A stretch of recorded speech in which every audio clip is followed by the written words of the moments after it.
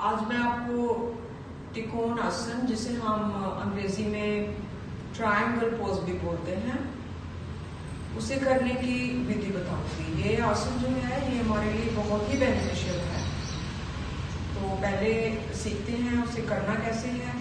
एक बात का ध्यान रखना है कि ये आसन थोड़ा मुश्किल है, तो इसमें आपने इसे अटेम्प्ट करने से पहले अपनी बॉडी को वार्म अप जरूर करना है। तो वार्म अप करने के बाद इसे अटेम्प्ट कीजिएगा, क्योंकि नहीं तो डिस्करेज हो जाएंगे। तो ये पूरी बॉडी को, आपकी पूरे प्राणास को बैलेंस करने वाला आसन है। तो शुरू करते हैं। अपने बाजुओं को अपने कंधों के बराबर और ग्राउंड के पैरेलल खोलिए। अब अपने पैरों को खोलिए ताकि आपके दोनों पैरों में जो डिस्टेंस है वो 2.5 फुट से ज्यादा होना चाहिए, मोर देन 2.5 फीट। तो जेंटली आप अपनी जो राइट फुट है उसको राइट की तरफ, जैसे मैंने किया उसे देख लें।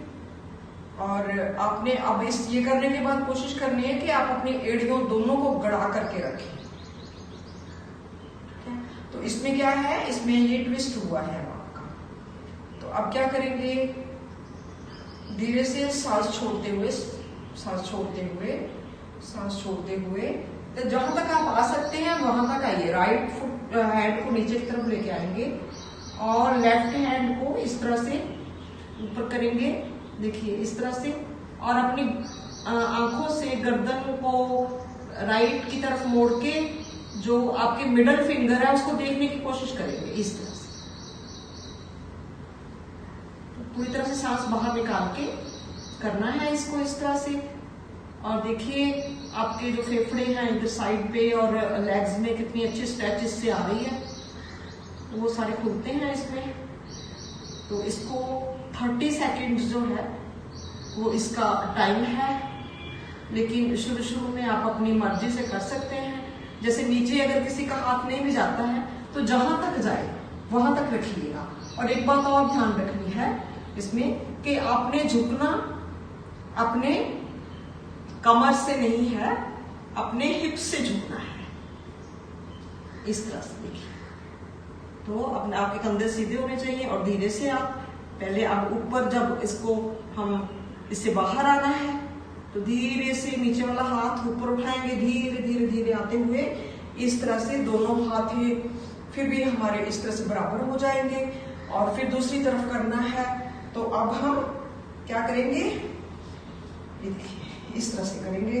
राइट हैंड को इस तरह, राइट फुट को इस तरह से करेंगे, लेफ्ट फुट को अब उसके राइट एंगल पे हो जाएगा। और कोशिश ये भी होनी चाहिए कि ये एड़ी इसके मध्य में हो, पैर के मध्य में।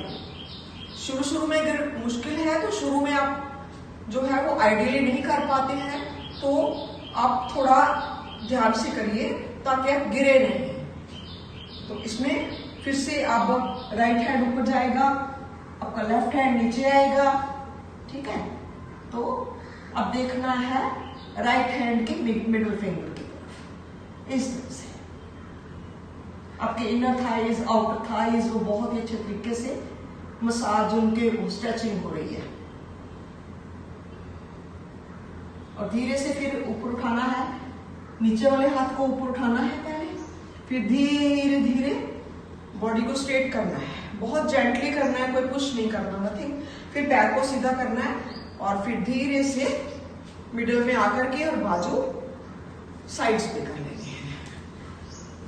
इसकी एक और वेरिएशन है जो इससे थोड़ी सी आसान है, वो परिवर्तित त्रिकोण आसन हम उसको बोलते हैं। उसमें पैर अगर लेफ्ट है तो हाथ राइट होगा, तो टांगे उसी तरह से खोलनी है, पैरों में डिस्टेंस भी वही रखना है। तो इसमें जो ये लेफ्ट हैंड है ये इधर आ जाएगा, देखिए इस तरह से। बाकी तरीका सेम है, देखो, ठीक है।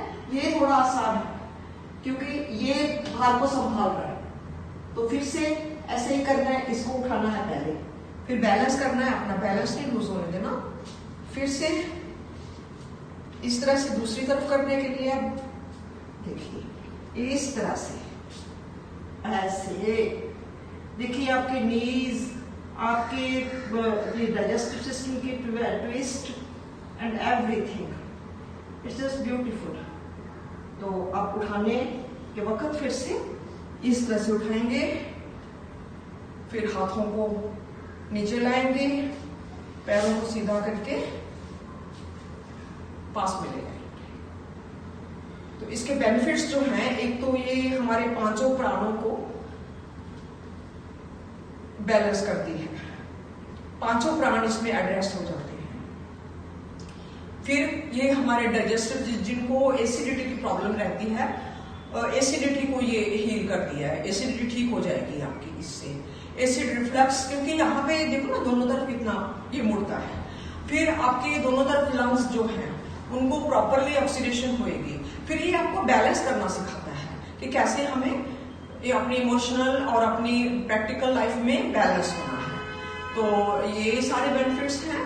तो हो सकता है बहुत से लोगों को और भी, जैसे मुझे तो ये करने से मेरे नीज की जो प्रॉब्लम थी वो मेरी ठीक हुई, और मेरे ये स्ट्रॉन्ग हो गए बाजू, एंड ये सारी चीजें जो हैं ये आपको करने के बाद पता चलेंगी। तो थैंक यू वेरी मच।